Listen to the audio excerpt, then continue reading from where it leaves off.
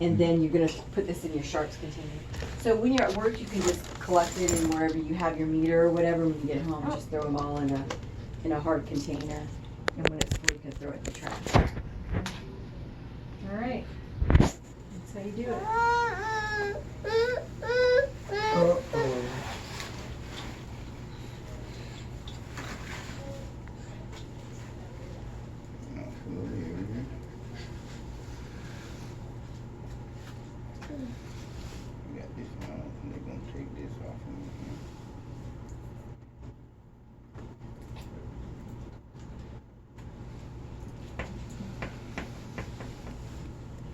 Take it all the way off. Take it off. Yeah. There you go.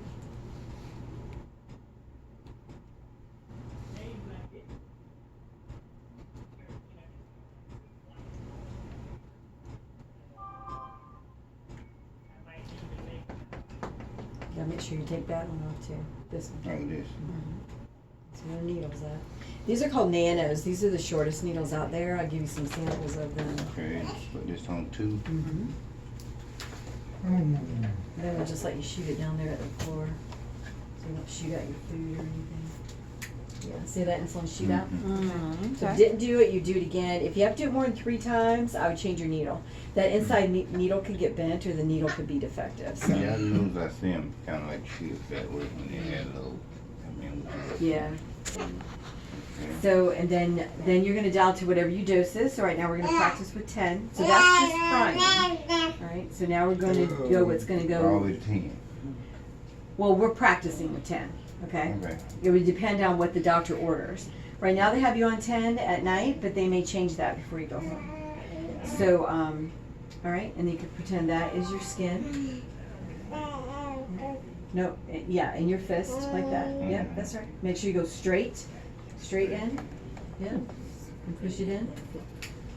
Keep pushing. Okay, and then count to 10. Oh, you gotta count to 10 before you pull it out. Yeah. This video gonna help. Okay, so the other thing you want to make sure that you do is always look back at your pen. It will have gone back to 0 if you have the right amount. Okay, if you didn't have the right amount, then you know that you have to, you didn't push it long enough. Okay, so because it'll go back to 0 if you got, what you need. So, okay. So so this is the Levemir pen. All other pens look like this one. The Levemir pen is fatter, and it dials on the inside, so you never see it dial out. But all the other pens dial like this, so it comes out. Oh, And they're okay. thinner. So it feels just a little differently when it dials. So I'll just let you, it'll just go in the cap. So just go ahead and push it. Yeah, see how it's a little harder to push? Yeah, but again, you'll notice it goes back to 0. So always make sure it's gone back to 0. That's good. 10. Yeah. So, yeah, and then you can also, sometimes the copays on insulin is expensive. So you can download discount cards where your copays are only like $25 or $10 on the on any of the web. So whatever brand that they say, if you can go in and see if you can get a discount on the copay if your copay's that high. Sometimes they're $50, $80 on copays just because think of a prescription of insulin can be anywhere from $200 to $400 for one prescription, and you got 2 different kinds. That's if you had out-of-pocket pay. I'm not talking about copays. So sometimes the copays are higher. Sometimes they're not. It just depends on your insurance company. And if you met your deductible, all that good stuff works. So once the hospital bill hits, we know you will have met your deductible. Look, I was like, but sometimes it takes a while for that hospital bill to hit. So you can go to the pharmacy and still not, I don't know about your insurance, but ours doesn't even pay prescriptions until you've hit your deductible. So, yeah, so you have to pay out of pocket for everything until then. So, all right, so what questions you got? when he leaves, how much insulin are they going to give him? They'll usually give them a month's supply. They may give them a refill. Okay. Or, most of the times they don't do refills because they want you to follow up with your primary. Okay, so they'll get a month's supply. Yeah. But they should give you a month's supply, though. Okay. Yeah, I have an appointment with him next week. So. Oh, good. Perfect. Yeah. And, you might want to let them know too that, you did get diagnosed with diabetes, because you're going to need, because let's say you go home and your blood sugar is going low on you, you need a doctor you can talk to about adjusting that dose. And then, if your sugar's going too high. So if it's going too high, and let's say, every 3 or 4 days, if it's running high, you need to let your doctor know. If it's getting low 2 times in a short period of time, you need to let your doctor know. If it gets high or low just every once in a while, you varied your routine a little bit, But when you're seeing today, then tomorrow, then the next day, or 2 or 3 times in one day, that's when you need to report something. And when you say high, what do you consider high? So if it's above the 130, if it's Okay, before a meal. Okay.